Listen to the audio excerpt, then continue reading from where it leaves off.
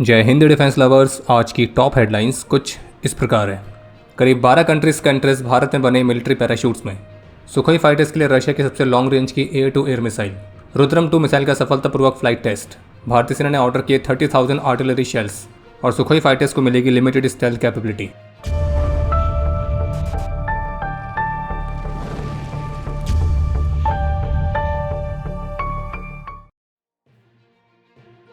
भारत के defence PSU ग्लाइडस India limited ने शिलोंग में आयोजित किए गए Indian defence industry equipment exhibition में अपने अलग अलग प्रोडक्ट्स को शोकेस किया था।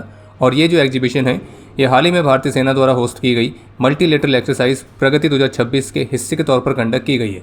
तो इसी एग्जीबिशन के दौरान ग्लाइडस इंडिया लिमिटेड द्वारा बनाए गए अलग अलग वैरायटी के पैराशूट्स में 12 अलग अलग देशों की मिलिट्रीज ने अपना इंटरेस्ट दिखाया है।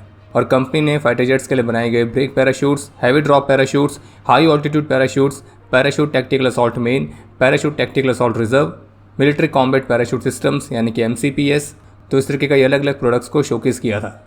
और जिन देशों के प्रतिनिधियों ने इसमें इंटरेस्ट दिखाया है उनमें शामिल है Sri Lanka, Vietnam, Maldives, Malaysia, Philippines, Nepal, Myanmar, Bhutan, Cambodia और सेशेल्स। और ग्लाइडस इंडिया लिमिटेड के इन स्वदेशी प्रोडक्ट्स में रुचि दिखाने के साथ साथ इन्होंने अपनी सेनाओं में इनको शामिल करने की संभावनाओं को भी डिस्कस की है।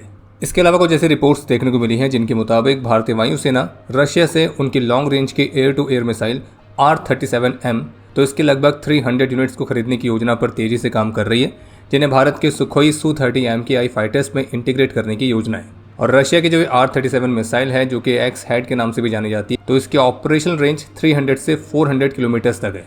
और जबकि इसी वर्ष अप्रैल में रशिया ने इन मिसाइल्स का एक्सपोर्ट भारत के लिए ऑलरेडी अप्रूव कर भी दिया है और बाकी डील साइन होने के लगभग 12 से 18 महीनों के अंदर इनकी डिलीवरी शुरू किए जाने की उम्मीद है।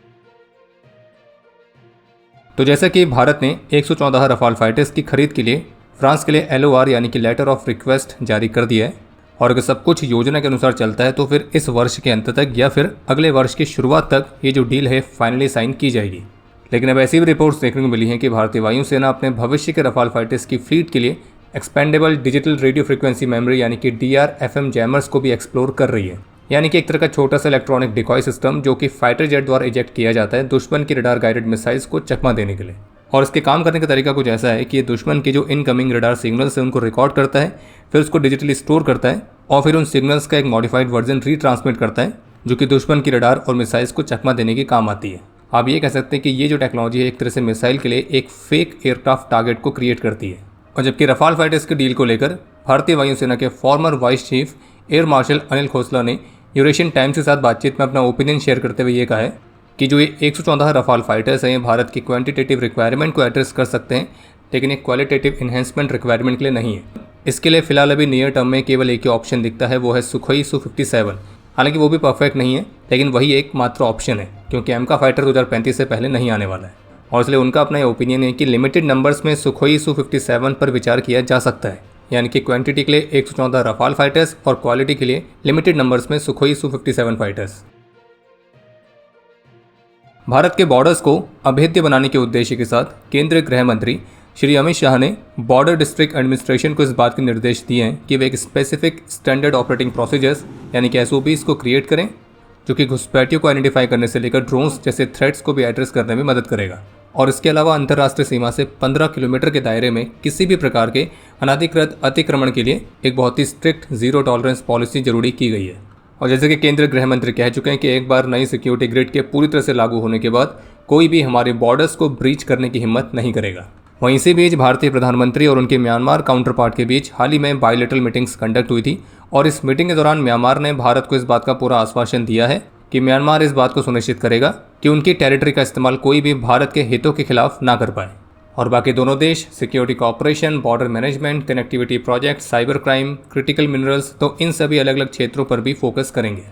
लेकिन एक दुखद खबर सामने आई है कि शौर्य चक्र से सम्मानित भारतीय नौसेना की special forces unit Marcos Shri Amit Singh Rana का एक सड़क दुर्घटना में निधन हो गया है। और ये 2018 से जम्मू कश्मीर में डिप्लॉयड थे और जिसमें उन्होंने 2 महत्वपूर्ण बैक टू बैक ऑपरेशंस में बहुत ही महत्वपूर्ण भूमिका निभाई थी। और इन ऑपरेशंस के दौरान 8 पाकिस्तानी आतंकियों को एलिमिनेट किया गया था। हम ईश्वर से प्रार्थना करते हैं कि हमारे इस वीर की आत्मा को शांति मिले। DRDO और भारतीय वायुसेना ने Sukhoi Su-30 MKI fighter jet से Rudram 2 air to surface missile का सफलतापूर्वक फ्लाइट टेस्ट कंडक्ट किया है और ये टेस्ट चांदीपुर की इंटीग्रेटेड टेस्ट रेंज में एक्सट्रीम रिलीज कंडीशंस के अंडर कंडक्ट किए गए और जिसमें इस मिसाइल ने अपने सभी टेस्ट ऑब्जेक्टिव्स को सफलतापूर्वक पूरा किया है और वो भी पिन पॉइंट एक्यूरेसी के साथ। और जानकारी के लिए आपको बता दें कि जो रुद्रम 2 की रेंज है वो 300 किलोमीटर्स तक है और ये एडिशनल IR सीकर्स के साथ भी आती है। इसमें lock on before and after launch systems भी इंस्टॉल किए गए और जिस वजह से टारगेटिंग के लिए इसमें कमाल की फ्लेक्सिबिलिटी मिलती है। और इस मिसाइल में इंटरनल गाइडेंस सिस्टम भी दिया गया है जो कि लॉन्च होने के बाद मिसाइल को खुद से टारगेट को फाइंड करने में भी मदद करता है।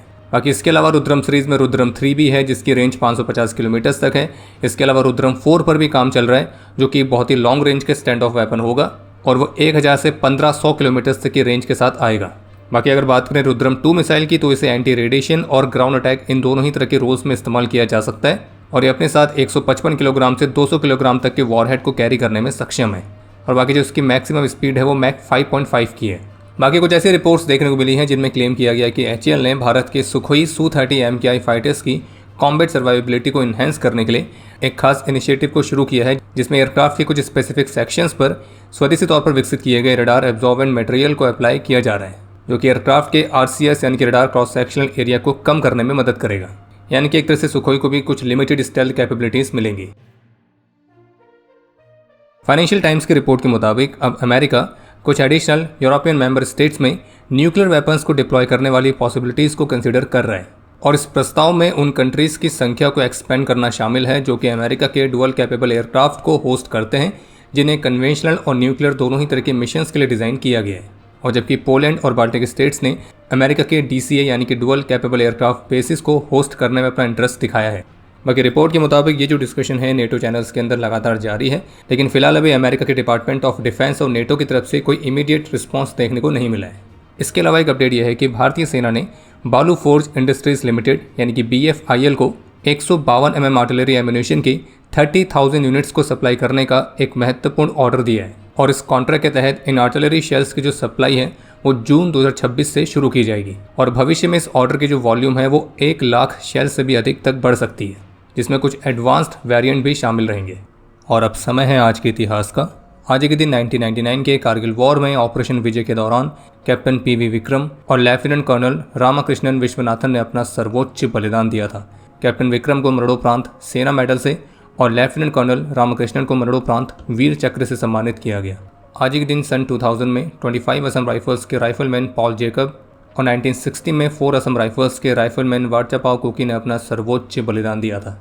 आज के दिन 1989 में BSF के लांस नायक पारसनाथ, सन 2000 में हेड कांस्टेबल सत्यपाल सिंह और सन 2001 में कांस्टेबल P विश्वास ने अपना सर्वोच्च बलिदान दिया था।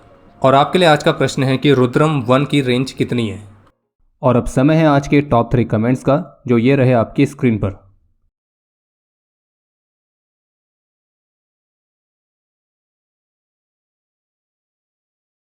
उम्मीद है आपको आज का एपिसोड पसंद आया होगा। पसंद आया तो वीडियो को लाइक करना ना भूलें। आपके कोई भी सुझाव या सवाल हो तो उसके लिए कमेंट सेक्शन ओपन है। और अगर आप डिफेंस रिलेटेड और भी एक्सक्लूसिव कंटेंट में दिलचस्पी रखते हैं तो आज ही प्ले स्टोर से डिफेंस स्क्वाड की सुपर ऐप को डाउनलोड करना ना भूलें। और अगर आप चैनल पर पहली बार आए हैं तो squadron.in पे जाके हमारे नए डिज़ाइंस को भी चेकआउट जरूर करें। बाकी जल्द मिलेंगे नए एपिसोड के साथ। तब तक के लिए जय हिंद, जय भारत।